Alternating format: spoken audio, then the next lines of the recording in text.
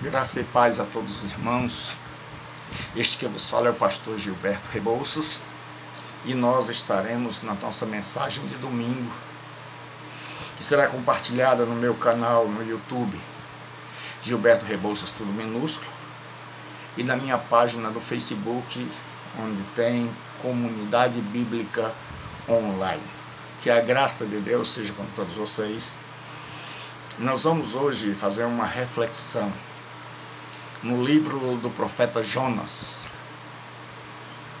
Jonas é um livro pequeno que tem 4 capítulos. E este livro é um livro que fala de Deus tratando com o profeta. É um livro que está nos chamados profetas menores. E nós vamos estudar o último capítulo. O livro de Jonas, ele foi escrito pelos judeus. E por Jonas, no estilo judeu, melhor dizendo. E Jonas vai escrever no que a gente chama de estrutura quiástica ou concêntrica. Ele vai escrever de um modo maravilhoso, segundo a poesia judaica, porque os profetas pregavam como nós, mas escreviam como profecia, como poesia, melhor colocando. Então você vai perceber isso, que o capítulo 1 é paralelo ao capítulo 3. E o capítulo 2 é paralelo ao capítulo 4. Fora várias estruturas quiásticas que tem dentro do livro de Jonas. Ou seja, no capítulo 1 nós temos a chamada de Jonas e a sua rejeição. No capítulo 3 nós temos a nova chamada de Jonas e a sua aceitação. No capítulo 2 nós temos o profeta agora estando em dificuldade, se volta para Deus. E no capítulo 4 nós temos um profeta que não compreende a Deus. No capítulo 2 nós temos um profeta que, quando está em dificuldade, é socorrido por Deus e ele aceita. Mas no capítulo 4 nós temos um profeta que não aceita a Deus, o agir de Deus em prol dos ninivitas. Nínive era a capital da Síria. Então nós vamos meditar. Jonas capítulo 4, a partir do versículo de número 1. Jonas, porém, ficou extremamente contrariado e furioso. Então Jonas orou ao Senhor e disse: Senhor, não foi isso que eu disse quando ainda estava na minha terra? Por isso é que fugi depressa para Tarsis, pois sabia que és Deus compassivo e misericordioso, paciente, cheio de amor, e que te arrependes do mal. Ó Senhor, agora tira-me a vida, pois para mim morrer é melhor do que viver. O Senhor respondeu: é razoável esta tua ira? Então Jonas saiu da cidade, sentou-se ao oriente dela, e ali armou uma tenda e sentou-se debaixo dela, à sombra, até ver o que aconteceria à cidade. O Senhor Deus fez crescer uma planta acima de Jonas, para que ele fizesse sombra sobre a cabeça, a fim de livrá-lo do seu incômodo. E Jonas ficou muito contente por causa da planta. Mas no dia seguinte, ao nascer do sol, Deus enviou uma lagarta que atacou a planta e ela secou. E aconteceu que, aparecendo o sol, Deus mandou um vento oriental quente, e o sol bateu na cabeça de Jonas, e com toda a sua alma ele desmaiou e desejou morrer, dizendo: para mim, melhor é morrer do que viver. Então Deus perguntou a Jonas: é razoável essa tua ira por causa da planta? E ele respondeu: é justo que eu me ire a ponto de desejar a morte. O Senhor disse: tens compaixão da planta que não cultivaste, nem fizeste crescer, que numa noite nasceu, e na outra noite morreu, e não teria eu compaixão da grande cidade de Nínive, onde há mais de 120.000 pessoas que não sabem discernir entre a mão direita e a esquerda, e também muito gado? Nesta noite nós vamos meditar sobre a pedagogia de Deus para com um profeta recalcitrante. Recalcitrante quer dizer teimoso, obstinado. O livro de Jonas, ele é escrito antes do cativeiro, e o livro de Jonas é escrito por este profeta, provavelmente para ensinar ao profeta e à nação de Israel como Deus se importa com as outras nações, como Deus se importa com a obra missionária, como Deus se importa que Deus não é Deus apenas dos judeus e não se importa apenas com os judeus. Apesar de Deus ter escolhido o povo judeu para ser o seu povo, mas para levar Deus a outras nações. E agora Deus chama Jonas para pregar em Nínive, capital da Assíria. Não confunda, tem Assíria e Síria. A Síria era um poder mundial, era um império. A Assíria era famosa por sua crueldade para com os povos conquistados. E a Assíria era o povo que iria destruir Israel.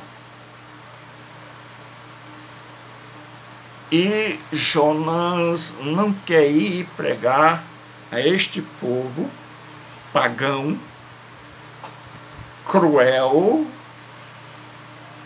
mas Deus vai ensinar a Jonas que este povo pagão, cruel, pode ser mais receptivo à mensagem de Deus do que o povo que se diz de Deus, no caso Israel.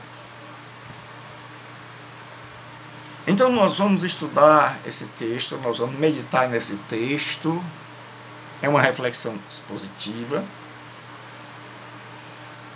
E nós vamos ver qual é a pedagogia. Pedagogia vem da palavra paidos, ou pais. Paidos é o genitivo, e quer dizer criança. Iago, conduzir, ensinar. Então, pedagogia é ensinar. Então, como é que Deus vai tratar com esse profeta recalcitrante? A pedagogia de Deus para com um profeta recalcitrante, ou seja, teimoso, obstinado. A primeira coisa que nós vamos ver nesse tratamento, nessa abordagem de Deus, é que a Escritura vai mostrar a reação do profeta diante da ação de Deus. É que a Escritura não faz questão de esconder. A Bíblia me maravilha, porque a Bíblia não é um livro, vamos dizer assim, evangélico. O que quer dizer isso, pastor? Porque nós evangélicos muitas vezes queremos pintar a coisa bonitinha, tudo dentro do seu quadrado, tudo organizado, todo mundo direitinho. E a Bíblia não vai nessa direção. Nesse sentido, a Bíblia não é um livro evangélico porque ela não pinta todo mundo direitinho, ela não pinta todo mundo bonzinho. Ela faz questão de mostrar as deficiências do povo, daqueles que ali estão. E aí, no capítulo 4, a Bíblia vai mostrar a reação do profeta diante de Deus. O profeta, ele fica frustrado porque não compreendeu que a salvação do seu povo não dependia da aniquilação do inimigo, mas em imitá-lo. No versículo 1 diz assim: o profeta, porém, ficou extremamente contrariado e furioso. Para que a gente entenda esse texto, no capítulo 3, Deus chama Jonas, depois dele sair do peixe. Jonas obedece, a contragosto, mas vai. E ele entra na grande cidade de Nínive. E naquela época, muitos vão dizer que Nínive não podia ser uma caminhada de 3 dias, não era tão grande. Mas é necessário dizer que naquela época havia uma cidade enorme e havia o que a gente chama hoje de periferia. E havia muita gente que morava próximo daquela cidade. Então é bem possível que Nínive abrangesse toda esta área, não somente a área onde estava a cidade, que nós poderíamos chamar de o centro, mas também a periferia. E a Bíblia Sagrada diz que Jonas começou a pregar, e no hebraico só tem 5 palavras. Ele diz: daqui a 5 dias, dentro de pouco tempo, Nínive será destruída. Daqui a 40 dias, desculpe. Dentro de 40 dias, Nínive será destruída. Creio eu que ele ia dizendo isso com gosto. E Deus deu 40 dias. Era tempo. Por que Deus não destruiu na hora? Por que Deus não destrói a mim, a você? Por que Deus não destrói esse mundo agora? Porque Deus está nos dando tempo para nos arrependermos dos seus pecados, dos nossos pecados, mudarmos de vida e crermos em Jesus Cristo, seu Filho. Deus estava dando tempo aos ninivitas para se arrependerem. Jonas queria que o fogo caísse logo, mas Deus estava dizendo daqui a 40 dias. Aí você vê a misericórdia desse Deus, a misericórdia bondosa deste Deus tremendo, desse Deus que é maravilhoso. E a Bíblia diz que Jonas pregou e o povo se arrependeu. O que ele não esperava aconteceu. Deus é imprevisível. Nós muitas vezes queremos dizer que Deus, nós queremos traçar uma agenda para Deus, nós queremos ser secretários de Deus e dizer: Deus, o Senhor tem que fazer isso agora, assim. Amanhã o Senhor tem que fazer desse jeito, depois da manhã o Senhor tem que fazer desse outro jeito. E muitas vezes nós não deixamos lugar para a imprevisibilidade de Deus. Mas Deus é um Deus imprevisível. Ninguém imaginava que Deus se importava com a Assíria. Mas Deus se importa não apenas com a Assíria, como Deus se importa com os países árabes, como Deus se importa com a África, com a Oceania, com a Europa, com o Brasil, como Deus se importa com a América. Deus não é Deus dos judeus, é Deus de todos. Deus não é meu Deus e seu Deus apenas. Deus nos escolheu como instrumentos. Nós não somos um fim em nós mesmos, mas um meio para um fim maior. E que fim maior é esse? Nós fomos abençoados para abençoar. Nós fomos salvos para sermos o canal da salvação dos outros. Se eu paro em mim, não é isso, eu não estou em sintonia com a palavra de Deus, com o que ela ensina, que eu sou o meio que Deus usa para alcançar um fim maior. E aí o povo se arrepende. A Bíblia diz que o rei de Nínive se arrependeu e proclamou um jejum. E a Bíblia Sagrada diz, e Deus disse, e Deus se arrependeu do mal, do castigo, do juízo, e não fez. Porque a única coisa capaz de parar o juízo de Deus é o arrependimento. E hoje Deus nos convida a toda a humanidade, a mim, a você que está aí do outro lado, ao arrependimento. Nós não ouvimos mais falar de arrependimento. Hoje Deus nos convida ao arrependimento. E Jonas ficou irado, porque Jonas é o único pregador que não quer que a sua pregação tenha êxito, mas que ela falhe. Porque Jonas é alguém que não quer que os seus ouvintes se arrependam. Ele é um pregador de juízo, mas não quer misericórdia. E aí Deus vai ensinar Jonas, e a Bíblia vai mostrar a reação do profeta. Ele não compreendeu, e aí ele fica frustrado, e ele fica extremamente contrariado. Aquilo é visível.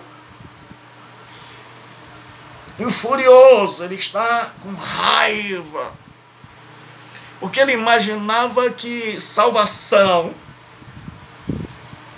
que o que Deus devia fazer era destruir a Assíria, e assim fazendo Deus salvaria Israel.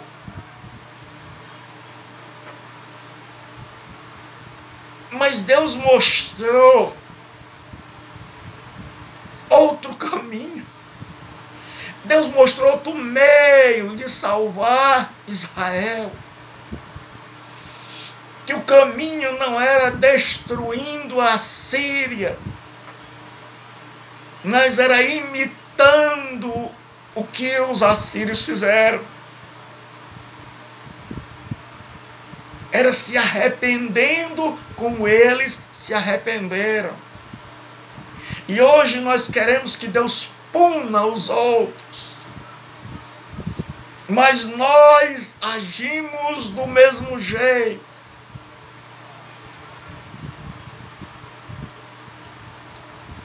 E assim Deus está dizendo que aquele povo que Jonas desprezava,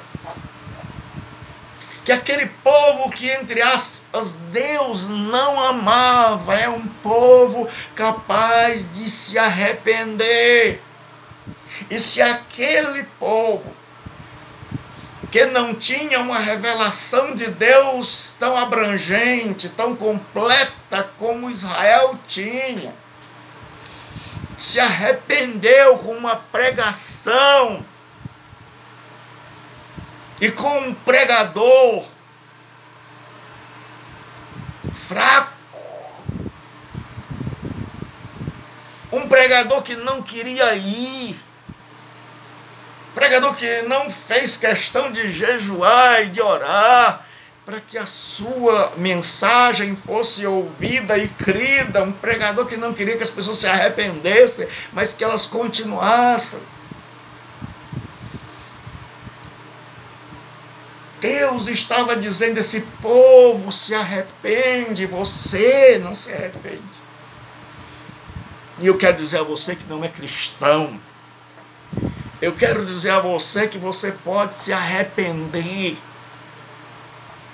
Porque tem muita gente que diz: eu não sou cristão por conta do mau testemunho de alguns cristãos.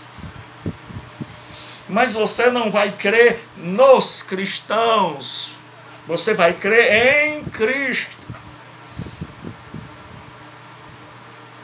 E Jonas agora fica furioso, e nós temos gente assim, que está vendo todo dia pessoas que eles julgam que não vão se arrepender, se arrependendo, mas que eles são gente de igreja, gente de família cristã, mas que vive como pagão, que nunca se arrepende, que nunca se curva, que nunca se dobra. E hoje Deus faz duas convocações. Uma para você que ainda não é cristão,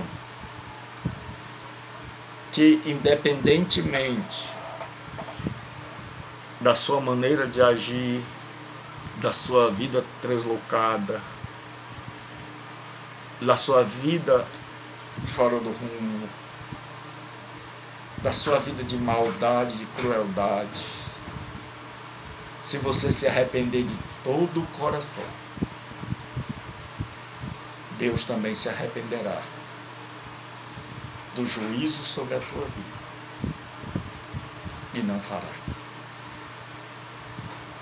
O caminho para que a gente passe pelo coronavírus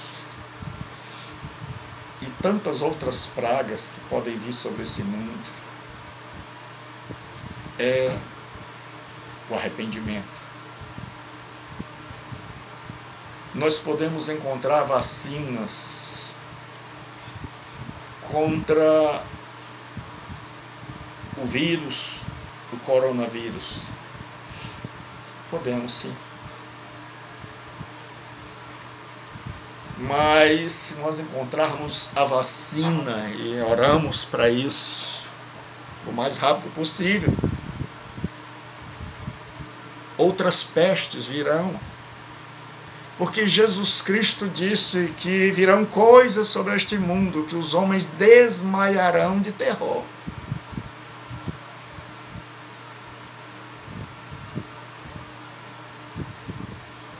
Outras pestes virão. E é possível que o homem sempre encontre uma vacina para as pestes que virão. E para esta. Mas a vacina descoberta, ela resolve por um tempo. Ela resolve o problema de uma praga, como a questão da H1N1, da vacina contra a malária e tantas outras. Mas você corrige um problema aqui, soluciona um problema aqui, e desdobra em outro lá na frente. É maravilhoso que descubram uma vacina contra o corona, mas a vacina que a humanidade precisa já existe. E você pergunta, pastor Gilberto Rebouças, qual é? Arrependimento. Se o meu povo que se chama pelo meu nome, diz Deus, se arrepender, buscar a minha face, largar os seus maus caminhos, então eu ouvirei dos céus, perdoarei os seus pecados e sararei a sua terra, segundo Crônicas 7,14.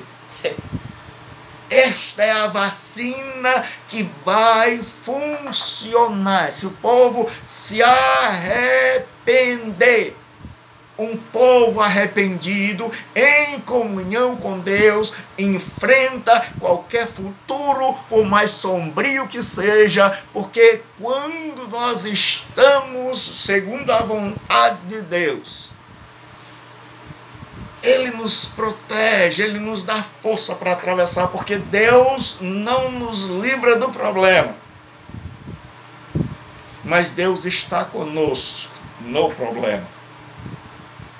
Mas Deus nos dá forças para atravessar. E João ficou contrariado.